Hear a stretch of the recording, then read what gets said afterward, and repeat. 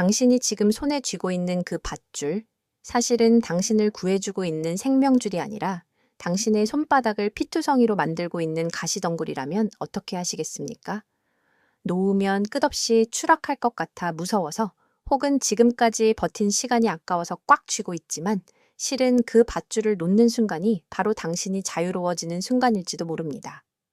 오늘은 우리가 관계에서 가장 많이 저지르는 실수, 아무리 노력해도 안 되는 관계를 붙잡고 있는 심리적 덫에 대해 이야기해 보려 합니다.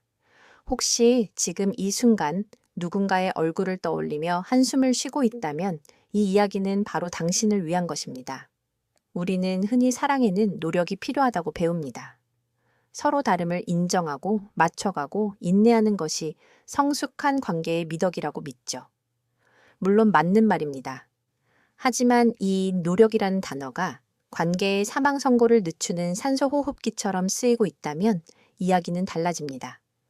밑 빠진 독에 물을 붓는 것을 노력이라고 부르지는 않습니다.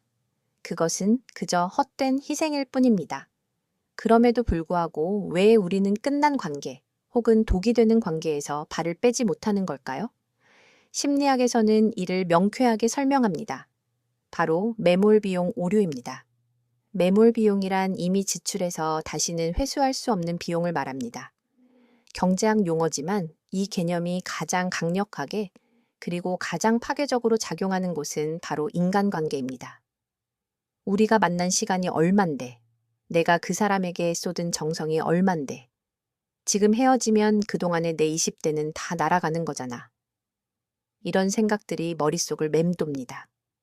투자한 시간과 감정이 아까워서 미래에 손실이 날 것이 뻔한데도 투자를 멈추지 못하는 기업처럼 우리는 가망 없는 관계에 내일의 행복을 또다시 베팅합니다. 그렇다면 단순히 힘든 시기를 겪는 것과 매몰 비용 오류에 빠져 늪으로 걸어 들어가는 관계는 어떻게 구분할까요? 노력해도 안 되는 관계에는 몇 가지 분명한 특징이 있습니다. 첫 번째 특징은 변화에 대한 희망이 관계를 지탱하는 유일한 기둥이라는 점입니다. 당신은 현재의 그 사람을 사랑하는 것이 아닙니다. 언젠가 바뀔 그 사람, 혹은 과거에 좋았던 시절의 그 사람을 사랑하고 있는 겁니다. 이 사람이 술만 끊으면 완벽한데, 화낼 때만 빼면 참 자상한데, 만약 상대방의 치명적인 단점이 영원히 고쳐지지 않는다고 가정해 보세요. 그래도 이 관계를 유지하시겠습니까? 만약 대답이 아니요라면 당신은 실존하지 않는 허상과 연애를 하고 있는 셈입니다. 사람은 쉽게 바뀌지 않습니다. 특히 당신의 희생과 인내를 담보로 요구하는 변화라면 더더욱 그렇습니다. 두 번째 특징은 갈등의 패턴이 무한 반복된다는 것입니다.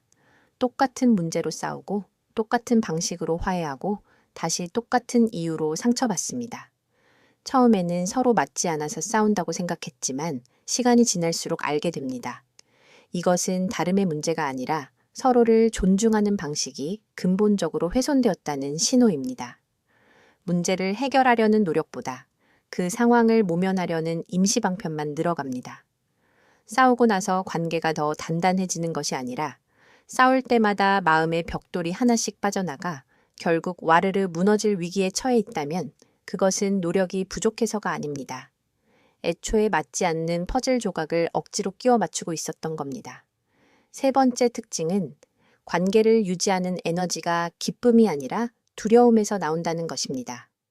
혼자가 되는 것에 대한 두려움, 새로운 사람을 다시 만나 처음부터 시작해야 한다는 피로감, 그리고 내가 실패했다는 것을 인정하는 것에 대한 공포가 당신을 붙잡습니다.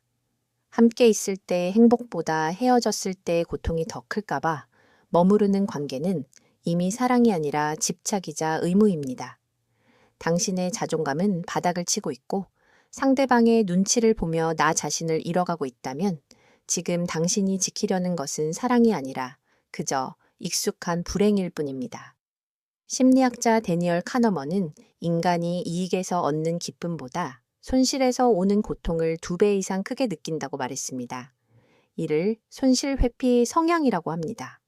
5년 사귄 연인과 헤어지는 것은 내 인생의 5년을 잃어버리는 것과 같다고 뇌는 착각합니다. 그래서 우리는 본전 생각이 나는 도박꾼처럼 판을 떠나지 못합니다. 조금만 더 노력하면 잭팟이 터질 거야. 예전처럼 돌아갈 거야. 라고 믿으면서요. 하지만 기억하세요. 도박판에 오래 앉아 있을수록 잃는 것은 돈이 아니라 당신의 영혼입니다. 이제 냉정하게 계산기를 두드려 봐야 할 때입니다. 당신이 이미 지불한 매몰 비용, 즉 과거의 시간과 감정은 무슨 짓을 해도 돌려받을 수 없습니다. 그것은 그냥 사라진 것입니다.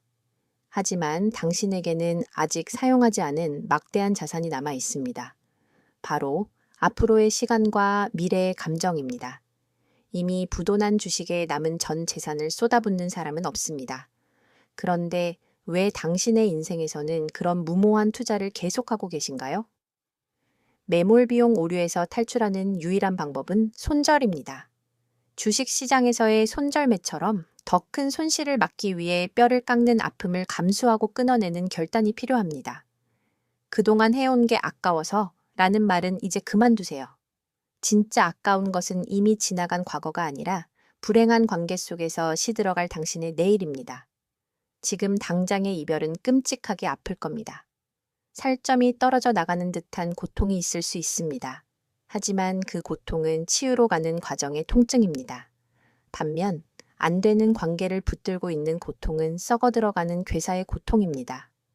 전자는 시간이 지나면 새살이 돋지만 후자는 결국 당신 전체를 망가뜨립니다. 과거에 나에게 미안해하지 마세요.